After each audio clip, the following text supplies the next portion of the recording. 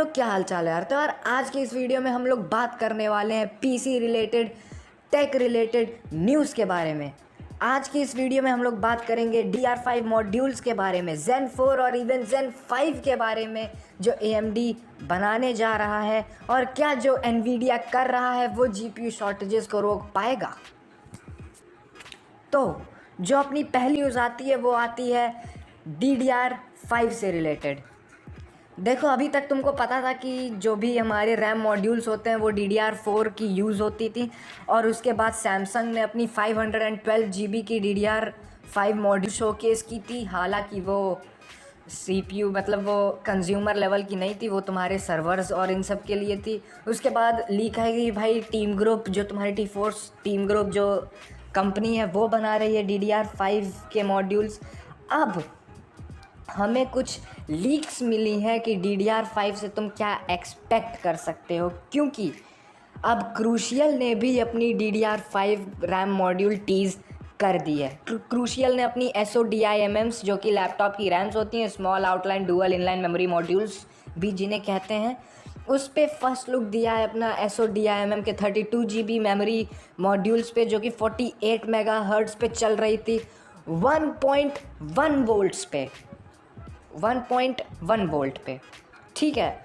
और उसके बाद ऐसा ही यही सेम तुम्हारे स्पेसिफिकेशंस डेस्कटॉप के भी हैं। UIDMM जो तुम्हारे डेस्कटॉप प्लेटफॉर्म की रैम होती है, बस ये 32 GB के बजाय 8 GB की स्टिक्स होंगी, और DDR5 की जो कास्ट लेटेंसी है वो 40 साइकिल्स की होगी, जिसे तुम CL देखते होगे, जो रैम स्पेसिफिकेशंस में CL लिखा होता है वो कास्ट लेटेंसी होती है। DDR4 की कास्ट लेटेंसी एवरेज 15 to 16 थी, और DDR5 की कास्ट लेटेंसी 40 साइकिल्स तक की होने वाली है।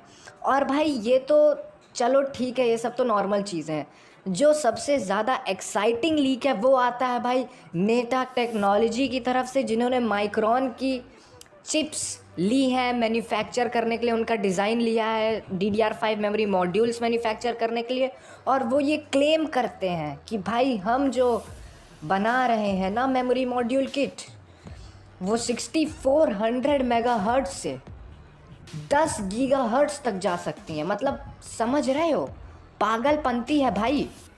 अभी जो तुम्हारी DDR4 की मॉड्यूल्स हैं वो बहुत अच्छी निकल गई तो तुम्हारी 6200 6400 मेगाहर्ट्ज़ तक पे जाती हैं ओवरक्लॉकिंग के बाद।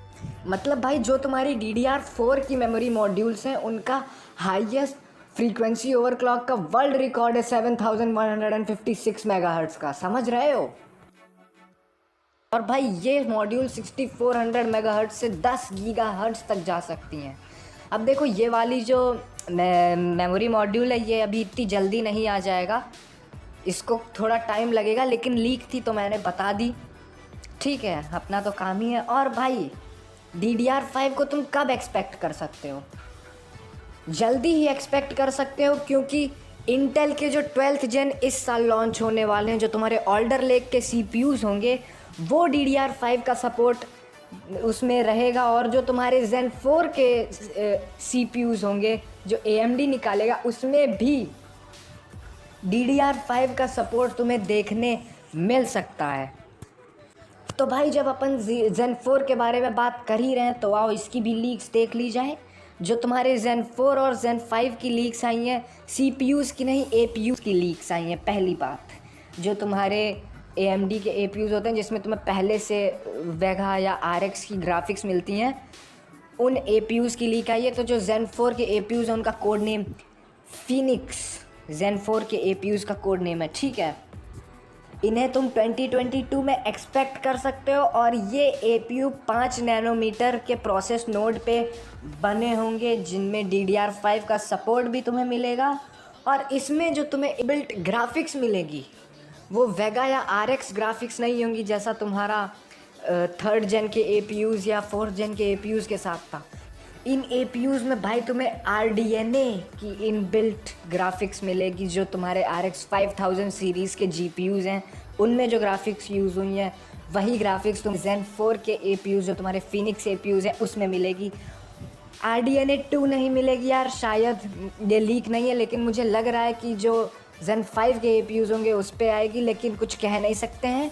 इसी के साथ जो तुम्हारे Zen 5 की लीक है जो तुम्हारे APUs हैं जिनका कोड नेम स्ट्रिक्स पॉइंट है। AMD नाम बहुत सही सही रखता है यार। तो भाई लीक आई है कि जो तुम्हारे Zen 5 के APUs होंगे ये तुम्हारे 3 नैनोमीटर के नोड पे बने होंगे, और इनका जो आर्किटेक्चर है वो आर्म के big dot little core architecture पे बेस्ड होगा।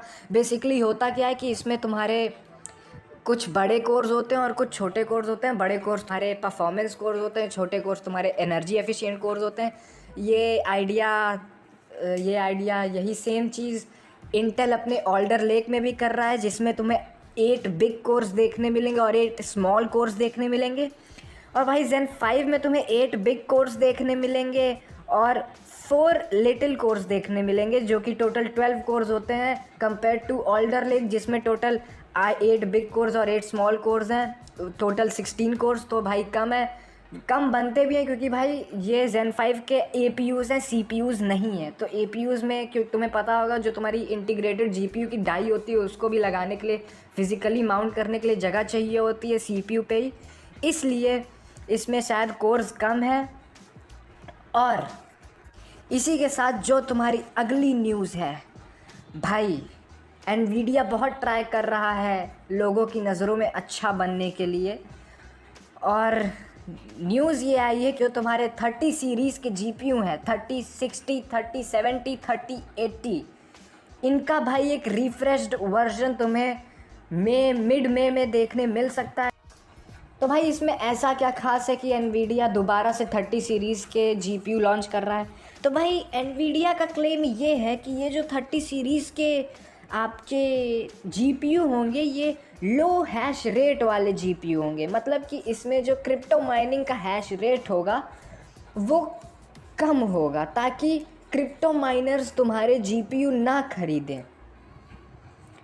और इसमें जो तुम्हारे रिसाइजेबल बार का सपोर्ट है वो बाय डिफ़ॉल्ट आएगा। इसमें तुम्हें कोई iBIOS को अपडेट करना नहीं पड़ेगा। तुम्हें अगर तुम LHR सीरीज़ के लो हैश रेट सीरीज़ के 30 सीरीज़ खरीदोगे तो तुम्हें अपने आप ही रिसाइजेबल बार का सपोर्ट मिल जाएगा उसमें बिना किसी दिक्कत के, ठीक है। लेकिन एक चीज़ यहाँ ध्यान देने वाली ये है कि जब भाई GPU की शॉर्टेज हुई थी तब वो क्रिप्टो माइनिंग की वजह से हुई थी, लेकिन अब GPU की शॉर्टेज सिर्फ क्रिप्टो माइनिंग की वजह से नहीं हो रही है। भाई तुम्हें पैंडेमिक में जो तुम्हारी चिप मैन्युफैक्चरिंग है वो बहुत कम हो गई है। तो भाई जब चिप मैन्युफैक्चरिंग उतनी नहीं हो पा रही है तो तुम GPU shortage hash rate limiter लगा के कितना ही कम कर लोगे, लेकिन भाई कुछ तो कम होगा ही। अगर चल गया तो मुझे तो नहीं लगता चलेगा, लेकिन चल जाना चाहिए भाई, अच्छी बात है। इसी के साथ जो तुम्हारी लीक है वो RTX 3080 Ti के बारे में, ये मैंने तुम्हें स्टार्टिंग में नहीं बताया था। तो भाई तुम्हें लीक्स पूरे इंटरनेट पे दिख रही होंगी। RTX 3080 Ti MSI का वेंचस 3X एडिशन और ये सब MSI के सुप्रीम एडिशन के जो तुम्हारे ग्राफिक्स कार्ड होते हैं उसका लीक आया है RTX 3080 Ti का। और भाई RTX 3080 Ti तुम्हें मिड में या मई के एंड तक तुम्हें देखने मिल जाएगा। इसमें भी हैश रेट लिमिटर लगा रहेगा, जैसा तुम्हारा पिछली RTX 30 सीरीज़ पूरी रिन्यू हो रही थी उसी की तरह शायद उसी के साथ लॉन्च हो या उसके एक हफ़्ता आगे पीछे का लॉन्च हो सकता है 3080 Ti का। और इसके एक महीने बाद ही तुम्हारा 3070 Ti भी आएगा। अब भाई ये इतनी बड़ी लीक्स होने का कोई मतलब नहीं है, हाँ, क्योंकि भाई सबको पता है कि अगर तुम्हारे बेस वर्जन्स है 3080 3070 के, सबको पता था भाई इनका सुपर या इनका TI वर्जन आना ही आना है। लेकिन एक्साइटिंग चीज़ जो है वो ये है कि जो तुम्हारा 3080 Ti होगा वो 3090 का कट डाउन वर्जन होगा। मतलब भाई 3090 से थोड़ा ही कम परफॉर्मेंस देगा ये तुमको। 39 शायद तुम ओवरक्लॉक करके 3090 जितनी परफॉर्मेंस भी निकाल लो, बैठ के गेमिंग कर पाओगे कि नहीं वो नहीं पता, लेकिन FPS in terms of FPS शायद तुम्हें 3090 के जितना परफॉर्मेंस 3080 Ti दे ले। इतना ही न्यूज़ है इस हफ्ते के लिए। बहुत ही इंटरेस्टिंग न्यूज़ थे, खासकर तुम्हारा Zen 4 और Zen 5 से रिलेटेड और जो तुम्हारे DDR5 मेमोरी मॉड्यूल से रिलेटेड न्यूज़ थी। तो इसी के साथ भाई अगर वीडियो पसंद आई हो तो लाइक कर देना, ना पसंद आया तो डिसलाइक कर देना, कुछ गलती होगी तो कमेंट में बताना। तब तक के लिए टेक केयर, बाय बाय।